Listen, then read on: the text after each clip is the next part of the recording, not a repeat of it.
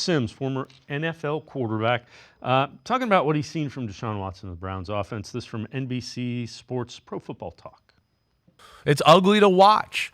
And it's an offense that, with Kevin Stefanski, it's a good offense, but it's dependent on the run game. And it's never been able to be totally dependent on just pass game and the quarterback that way, right? So I've never looked at it quite that way. But with their offensive line being banged up and no Nick Chubb, they can't do that. And now it puts more of a spotlight on the passing game and Deshaun Watson. And it's just...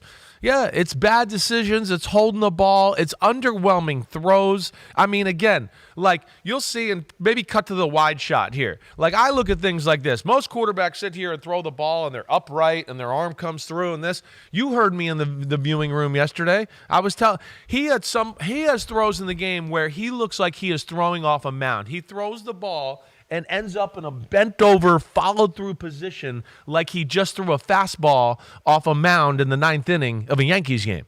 And that's just, there's things there that it doesn't look right psyche, it doesn't look right physically. There's nothing to be positive that's positive about the Cleveland offense right now.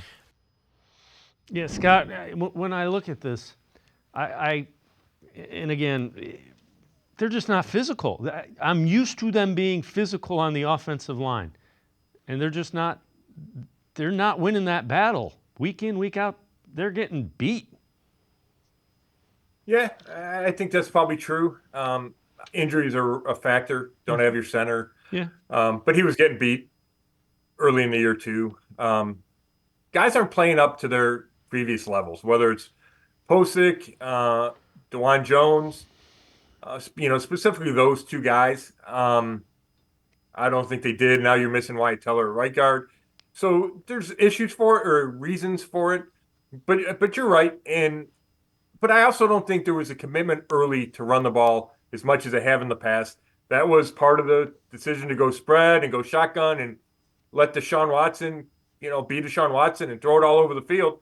And he's just not capable of doing that. And, you want to call that an organizational failure to try to put so much in Deshaun Watson's hands. You can do that. I think that's completely fair.